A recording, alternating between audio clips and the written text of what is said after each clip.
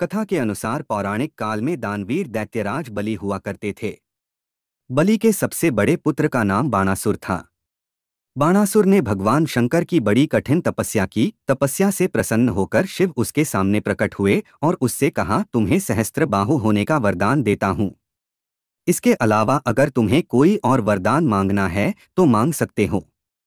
तब बाणासुर ने भगवान शंकर से कहा कि हे प्रभु, मेरी इच्छा है कि आप मेरे द्वार की रखवाली करें। यह सुनकर भगवान शंकर को बहुत बहुत क्रोध आया, लेकिन वे वचन दे चुके थे, इसलिए उसके द्वार की रखवाली करने लगे। उसके बाद शंकर जी से मिले वरदान के कारण बाणासुर अति अहंकारी हो गया। उसके बल और अहंकार के कारण कोई भी उससे युद्ध नहीं करता था। इसी तरह बहुत समय बीत जाने के बाद भी जब उससे किसी ने युद्ध नहीं किया तो वह एक दिन भगवान शंकर के पास जाकर बोला, हे प्रभु, मैंने लंबे समय से किसी युद्ध नहीं किया है। कोई मुझसे युद्ध नहीं करना चाहता, इसलिए मुझे युद्ध करने की प्रबल इच्छा हो रही है। अतः मेरी इच्छा है कि आप मुझसे युद्ध करें। उसकी अहंकारपूर्ण बातें सुनकर भगवान शंकर क्रोधित हो गए, किंतु बाणासुर उनका परम भक्त था, इसलिए अपने क्रोध को पीकर उन्होंने बाणासुर से कहा, रे मूर्ख, तुझसे युद्ध करके तेरे अहंकार को चूर चूर करने वाला उत्पन्न हो चुका है। यह सुनकर बाणासुर भगवान शंकर से पूछने लगा, हे प्रभु, मुझे जल्दी से बताइए कि वो शत्रु कौन है और वो मुझसे कब युद्ध करेगा। तब भगवान शंकर ने कहा, जब किसी के आने से तेरे महल की ध्वजा गिर जाए तब समझ लेना कि तेरा शत्रु आ चुका है। यह सुनकर बाणासुर अति प्रसन्न हुआ और महल को लौट गया। उधर कुछ समय के बाद बाणासुर की पुत्री उषा ने एक रात स्वप्न में श्री कृष्ण के पौत्र तथा प्रद्युम्न के पुत्र अनिरुद्ध को देखा और उस पर मोहित हो गई। फिर सुबह उठकर उसने स्वप्न की बात अपनी सखी चित्रलेखा को बताई, जिसे योगबल में महारत हासिल था। अपनी सखी की बात सुनकर चित्रलेखा ने योगबल से अनिरुद्ध का चित्र बनाया और उषा को दिखाया। फिर पूछा, क्या तुमने इसी को स्वप्न में देखा था? चित्र को देखकर उषा जमसी गई और फिर बोली, हाँ, ये वही है जिन्हें मैंने रात में अपने स्वप्न में देखा था। सखी, मैं अब इनके बिना नहीं रह सकती। जितनी जल्दी हो सके मुझे इनसे मिलवाने का प्रयत्न करो। सखी की बात सुनकर चित्रलेखा उसी समय द्वारिका गई और सोते हुए अनिरुद्ध को पलंग सहित उठाकर उषा के महल ले आई। उधर यह खबर जब उषा को मिली तो वह दौड़ी दौड़ी अनिरुद्ध के पास आई और उस पलंग के पास बैठकर उसे एकटक निहारने लगी। कुछ समय बाद जब अनिरुद्ध की आंखें खुली तो उसने स्वयं को एक नए स्थान पर पाया और देखा कि उसके पास एक सुंदर कन्या बैठी हुई उसे निहार रही है। फिर अनिरुद्ध ने उसे पूछा कि तुम कौन हो और मैं इस समय कहाँ हूँ। तब उषा ने उसे बताया कि वह बाणासुर की पुत्री है और आपको पति रूप में पाने की कामना रखती है। उसके बाद निरुद्ध भी उषा की सुंदरता को देखकर मोहित हो गए और उसी के महल में उषा के साथ रहने लगे। पर कुछ समय बाद महल के पहरेदारों को संदेह होने लगा कि राजकुमारी महल में अवश्य कोई बाहरी मनुष्य आ पहुंचा है। फिर महल के पहरेदारों ने यह बात बाणासुर को बताया। पहरेदारों की बात सुनकर बाणासुर उषा के महल की जाने लगा। उसी समय उसकी नज़र महल की ध्वजा पर गई जो गिरी हुई थी। ध्वजा को गिरा हुआ देखकर बाणासुर समझ गया कि उसका कोई शत्रु उषा के महल में प्रवेश कर गया है। कहा जाता है कि हनुमान चालीसा के कई बार पाठ के बाद अकबर के महल परिसर और शहर में अचानक बंदरों ने हमला कर दिया और जब अकबर को इस बात का पता चला तो तुलसीदास जी को रिहा करने का आदेश दे दिया। फिर वह अस्त्र शस्त्र से सुसज्जित होकर उषा के महल में पहुंचा।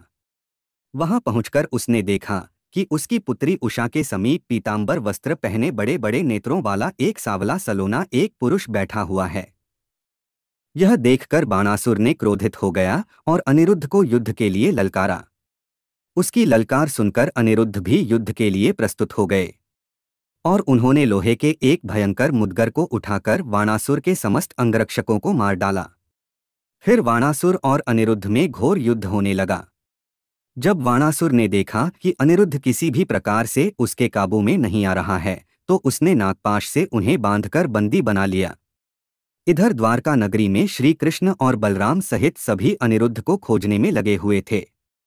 उसी समय देवर्षि नारद वहां पहुंचे और अनिरुद्ध का सारा वृत्तांत श्री कृष्ण को बताया। देवर्षि नारद की बात सुनकर श्री कृष्ण, बलराम, प्रद्युम्न, सात्यकी सहित सभी वीर नारायणी सेना के साथ वाणासुर के नगर शोणितपुर पर आक्रमण करने निकल पड़े। वहां पहुंचकर वे सभी उद्यान, बुर्ज, शोणितपुर के सुरक्षा चौकियों को नष्ट करने लगे। उधर आक्रमण की सूचना जब बाणासुर को लगा तो वह भी अपनी सेना को साथ लेकर महल के बाहर आ गया। उसके बाद बलराम जी कुंभांड तथा कूपकर्ण राक्षसों से युद्ध करने लगे और श्री कृष्ण वाणासुर के सामने आ डटे। फिर दोनों सेनाओं के बीच घनघोर युद्ध छिड़ गया। कुछ देर बाद बलराम ने कुंभांड और कूपकर्ण को मार डाला। काफी देर तक युद्ध करने के बाद बाणासुर को लगने लगा कि वो श्री कृष्ण को नहीं हरा सकता, तो उसने अंत में भगवान शंकर को याद किया। बाणासुर की पुकार सुनकर पहले तो भगवान शिव ने अपने गणों की सेना को बाणासुर की सहायता के लिए भेजा, परंतु जब श्री कृष्ण और श्री बलराम के सामने उन्हें हार का मुंह देखना पड़ा तो अंत में अपने भक्त की रक्षा के लिए स्वयं भगवान शंकर रणभूमि आ गए। और फिर भगवान शिव ने श्री कृष्ण से युद्धभूमि से वापस जाने को कहा, परंतु श्री कृष्ण किसी भी परिस्थिति में युद्धभूमि से पीछे हटने को तैयार नहीं हुए। तब विवश होकर अंत में भगवान शिव ने अपने त्रिशूल से उन पर वार कर दिया। उसके बाद श्री कृष्ण और भगवान शिव में घोर युद्ध होने लगा। श्री कृष्ण के बाणों से शिव की सेना कांपने लगी और वहां से भाग गई। यह देखकर शंकर जी ने श्री कृष्ण से विनती की, हे नारायण, मेरे साथ साथ सारे देवगण आपके चरणों में पूर्ण रूप से समर्पित हैं, इसलिए मैं अपने शस्त्रों का त्याग करता हूं, लेकिन स्वामी मैं इस समय अपने वचनों से बंधा हुआ हूं, इसलिए बाणासुर को दिया वचन तोड़कर मैं युद्धभूमि से तो हट नहीं सकता, परंतु एक उपाय बताता हूं। आप मुझ पर जृंभणास्त्र का प्रयोग करें, जिसका मैं प्रतिकार नहीं करूंगा। उससे कुछ देर तक मैं सो जाऊंगा। उसके बाद श्री कृष्ण ने वैसे ही किया। भगवान शंकर जृंभणास्त्र लगने की वजह से मूर्छित हो गए। तब श्री कृष्ण पुनः बाणासुर के साथ युद्ध करने लगे। यह देख बाणासुर भी अति क्रोध में आकर उन पर टूट पड़ा। फिर अंत में श्री कृष्ण ने अपना सुदर्शन चक्र निकाला और बाणासुर की भुजाएं काटनी प्रारंभ कर दी। श्री कृष्ण ने बाणासुर की 4 बाजू छोड़कर बाकी सारी भुजाएं काट डाली। उसी समय भगवान शंकर मूर्छा से जाग उठे और उन्होंने बाणासुर से कहा, अरे मूर्ख, ये भगवान श्री कृष्ण हैं। इनके सामने तू अपनी उद्दंडता दिखाना छोड़ दे, वरना तुझे मेरे भी क्रोध का सामना करना पड़ेगा। फिर भगवान शंकर ने श्री कृष्ण से विनती की, हे नारायण, आप तो भक्त वत्सल हैं, अपने भक्तों की इच्छा अवश्य पूर्ण करते हैं। मेरी आपसे विनती है कि आप इसके प्राण न लें।